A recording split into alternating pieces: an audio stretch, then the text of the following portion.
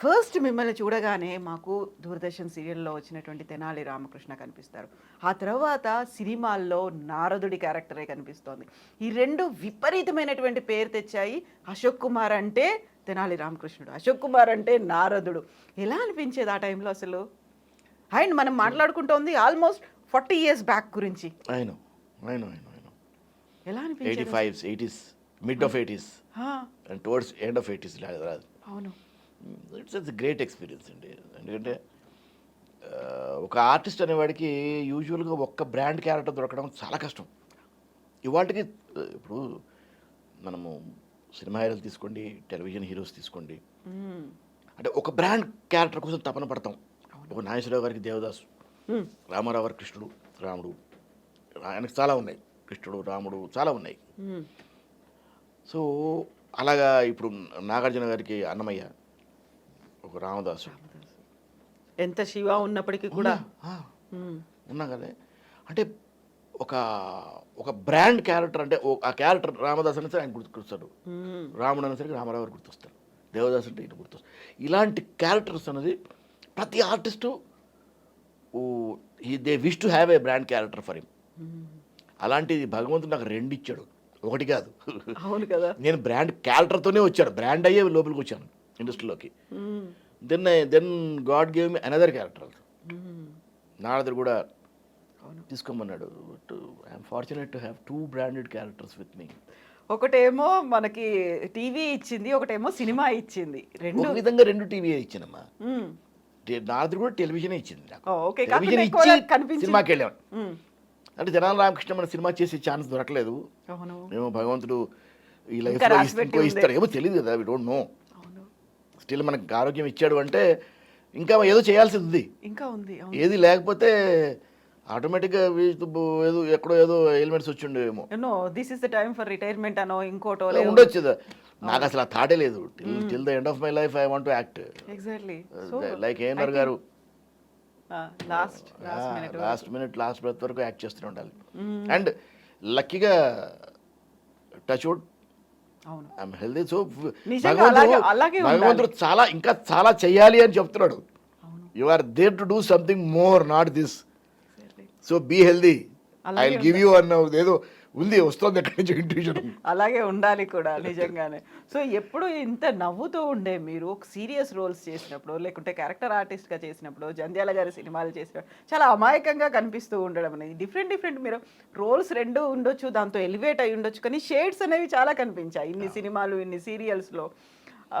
యాక్చువల్గా ఫస్ట్ మిమ్మల్ని చూడగానే అశోక్ కుమార్ గారు అనగానే ఇదే గెటప్ ఇలాగే ఎందుకు కనిపిస్తున్నారు మీరు కొన్ని ఏళ్ల నుంచి? నేను ఒక దాదాపు అరౌండ్ 17-18 ఇయర్స్గా ఇట్లాగే ఉన్నానమ్మా. ఎందుకలా?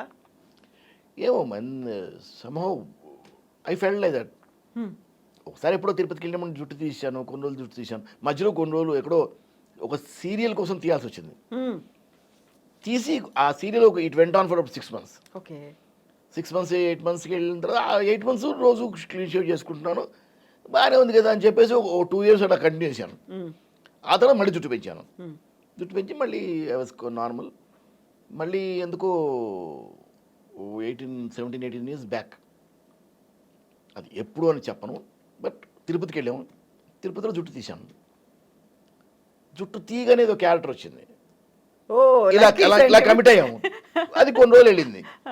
తర్వాత బాగానే ఉంది కదా, ఇట్లాగా వి లుకింగ్ డిఫరెంట్, కావాలంటే విక్స్ ఇట్లాగా పెడుతున్నాము. సో కొత్త డిఫరెంట్గా కనపడతాం, 10 మందిలో డిఫరెంట్గా కనపడతాం కదా, కొత్త స్టైల్ స్టేట్మెంట్ అంతే. That's all, nothing special about it. అప్పటికి ఎవరు లేరు గుండెలో. అవును. నేను స్టార్ట్ చేసినప్పుడు ఎవరు క్లీన్ షేవ్లో లేరు. 10 మందిలో మనం డిఫరెంట్గా కనపడతాం, సపరేట్గా కనపడతాం కదా. So it's identity, let me continue అన్నాను. నా ద్వారా చాలా మంది వచ్చారు. అవును, డిఫరెంట్ హెయిర్ స్టైల్స్, ఒక హీరోనో లేకుంటే ఫలానా సెలబ్రిటీయో నటుడో అలా కనిపించాడంటే దాన్ని ఫాలో అయ్యే నాగేశ్వరరావు గారు కూడా అన్నారు, బాగుంది కదయ్యా అన్నారు. బాగుంది కదా, అందరికి గుండె మ్యాచ్ అవ్వదు చాలా మందికి, నీకు బాగుంది కదా అన్నారు. ఇట్లా ఉందామని ఉంచుదా అనుకుంటున్నాను. నాగేశ్వరరావు గారు నాకు ఇండస్ట్రీలో he's friend, philosopher and guide. ఆయనకు చెప్పకుండా ఇండస్ట్రీలో నేను ఏం చేయలేదు. ఎందుకు ఈ టాక్ సబ్జెక్ట్ వచ్చింది ఆయనకు మాడుతుంటే వస్తుంటే ఇట్లా అనుకుంటాను సార్, చాలా రోజులు అయిపోయింది, ఇట్లాగే ఉందామా అనుకుంటున్నాను అంటే, ఉండు బాగానే ఉందిగా అన్నాడు ఆయన. ఉండు గుండుతో బాగున్నావు అలాగే. కదా, చక్కగా ఉన్నావు కదా, ఉండు ఇట్లాగే ఉండేమన్నాడు. అంటే అదే ఇట్లా ఉందా అనుకుంటున్నాను సార్. హెయిర్ టెన్షన్ లేదు, కాకపోతే maintenance is difficult. But still there is no hair tension, there is not. Morning shave చేసుకున్నట్టు అయిపోయింది. ఎందుకు అంటే నో టెన్షన్ లేకుంటే ఇది హ్యాసిల్ ఫ్రీ అని అనిపించింది మీకు? అది అలవాటైపోయింది. జుట్టు ఉంటే ఉండే టెన్షన్ విపరీతం కదా, గ్రే హెయిర్ వచ్చింది, డై చేయాలి, అన్నీ ఉంటాయి. hair దీనికి ఏం style. లేదు. లేదు అసలు. Nothing is there. Morning grey hair tension లేదు, డైయింగ్ టెన్షన్ లేదు. చాలా ఈజీయా మెయింటెనెన్స్? It's difficult. ఓ ఎందుకు? It's difficult. You have to maintain it. మన ఫేస్ ఎంత అందంగా మెయింటైన్ చేసుకుంటామో గుడ్ కూడా అంత మెయింటైన్ చేసుకోవాలి. లేకపోతే ఇట్ మనం సన్లోకి వెళ్ళడానికి లేదు. You can't go for, you can't allow to get ట్యాండ్. Tan అయిందంటే క్రాక్స్ వచ్చేస్తాయి. చాలా చాలా కూడా ఉంది దానికి. గుండు మెయింటైన్ చేయడం చాలా కష్టం. ఓకే. మెయింటైన్ చేస్తే you feel easy, you feel comfortable, but it maintain చేయడం కష్టం. And now use to it, అంతే కదా, చాలా ఈజీగా ఫ్లెక్సిబుల్గా అనిపిస్తోంది ఇది. ఇంకా ఇప్పుడు ఇంకా అలవాటైపోయింది. 17 years 18 years నుంచి అలవాటైపోయింది.